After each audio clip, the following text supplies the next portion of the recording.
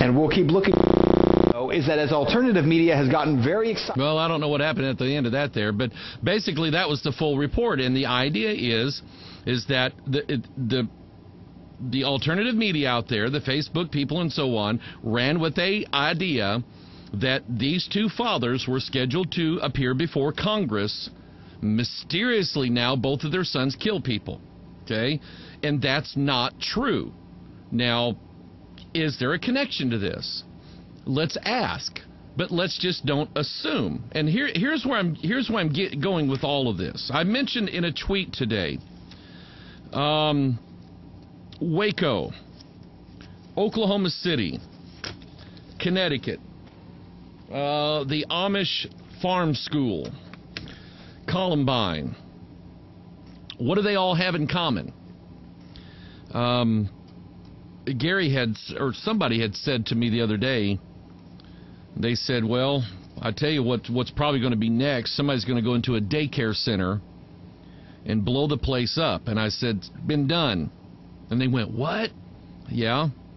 In the Alfred P. Murrah building, there was a daycare center in that building. And I still see the picture in my mind of a firefighter rescue guy carrying what looks like a lifeless child out of that rubble. I don't know if that child survived or not, but that's still in my mind, that picture. And there were children in that daycare center when the Alfred P. Murrah building was exploded. Was there some element of the government complicit in that? I suspect that there was. Waco, Texas. There we have the facts. The facts are, in Oklahoma City, we have dead babies and an explosion, and we have witnesses of more than one bomber, not just Timothy McVeigh. In Waco, Texas, we have an anomaly. We have, in the original raid at the Branch Davidian compound in Waco, Texas, we have agents of the Bureau of Alcohol, Tobacco, and Firearms being killed in that original raid. It's an anomaly. It's interesting that all of the men who were killed in that raid, who worked for the Bureau of Alcohol, Tobacco, and Firearms, were former bodyguards for Bill Clinton. All of them were, and they were reassigned to that division. All of them were. That's suspicious to me. That's funny. Okay? And I don't mean funny, ha-ha. I mean strange. There were small and middle-aged children in the Branch Davidian compound who were in danger. Now, the justification for raiding the compound to begin with was that there were children in here that they suspected were being abused, neglected, or molested. So let's raid the place and find out. So the justification for the raid to begin with was these children are in danger. Janet Reno makes the decision, or somebody does, to ram this tank into the Branch Davidian compound. You remember seeing the images. All of a sudden now the place is on fire. It's burning out of control. And it kills women and children in this building. And nobody gets busted for it. Nobody gets in trouble for it. And apparently, those who set off the bomb at the Alfred P. Murrah building knew there was a daycare in there and didn't mind killing the children. The people who raided the Branch Davidian compound at least if you don't believe anything else, stood by and watched that building burn down without making an attempt to get those kids out of that building. Somebody didn't care enough to say, hey, we got to get those kids out of there. Somebody didn't care enough. And then we have Adam Lanza. There's an article here. Adam Lanza worshiped the devil, says former classmate. According to a report, Adam Lanza was battling some inner demons. The 20-year-old who went to Sandy Hook Elementary and killed innocent people was not only reportedly suffering from Asperger's syndrome, he also worshiped the devil. A former classmate of Adam says he had a devil-worshiping page and the word devil written in red against a black background. Now, here's my point in all this, and I apologize for taking so long to get here. Here's my point behind all of this. Should everything be on the table? Yes. Do we have to automatically, and follow me on this, we've had, how many school shootings have we had? How many mass shootings have we had where the gunman goes in, shoots up a bunch of people, blows his head off? How many of those have we had? And the people on the internet, automatically, the first thing in their mind is the government, the government, the government. The government did this. The government's doing this. The government's trying to do this. Instead of going beyond that, looking at what is knowable, what is factual, and what is true, and that is the scope of this ministry and what we stand on here is not every conspiracy theory that floats down the river. It's the fact that we have a sure word of prophecy, and we actually have biblical evidence that devils hate children. They hate them. They're not concerned over them. They have no care. You and I look at children and say, how could somebody harm somebody? How could somebody look at a child and shoot them in cold blood? How could somebody do that? A normal human being, we still have what's called natural affection. Devils don't have that. They do not possess that nature about them. And I want to set us a standard for our ministry, for your ministry. You make YouTube videos, you have a blog, you post things on Google Plus or Facebook, or you tweet things.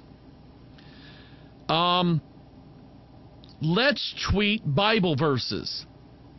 Instead of spending all night in our pajamas looking for the conspiracy theories about these kids and how they died, let's study our Bibles and find out about the devil and teach people about the devil that ultimately was responsible for this, and of that there is no doubt in my mind.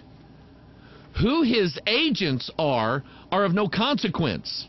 Well, maybe a little consequence. But who the devil uses could be anybody. But, I mean, do we not believe in a conspiracy? Yes. Isaiah 14, there's a good one. Thou hast said in thine heart, I will ascend into heaven. I will exalt my throne above the stars of God. I will sit also upon the mount of the congregation in the sides of the north. I will ascend above the heights of the clouds. I will be like the Most High. But he's not. He's not God. But he wants to try to be God. He wants to rule as God. But the problem is, God loves little children. The devil doesn't. He hates them. And anybody that he can influence, possess, take over, whisper to, coax into, deceive into, anybody that he does is going to harm a child or an innocent human being. They do it in abortion clinics every day. There are child abusers who go to church, who harm children, who think nothing of it. There are people out there who would put a bullet in a child. There are people out there in gangs who would shoot an innocent 6 or 7-year-old boy simply because their brother was in a rival gang. And my point is this, and I don't know if I'm making this very clear or not. My point is this. If we're going to talk about this, let's please bring the scriptures in on the situation. Because after all, what are we supposed to be doing? As watchmen on the wall, we are to be watching to see what's going on. We see a school shooting like this. We know according to scriptures where everything is headed. And I teach this in the Watchman broadcast over the next 2 weeks. I'm telling you that the Bible is telling you all about this gun control thing. The Bible has everything in the world to say about it, including the spirit that's behind that. Do you remember when the Philistines, they realized that they could not defeat Samson?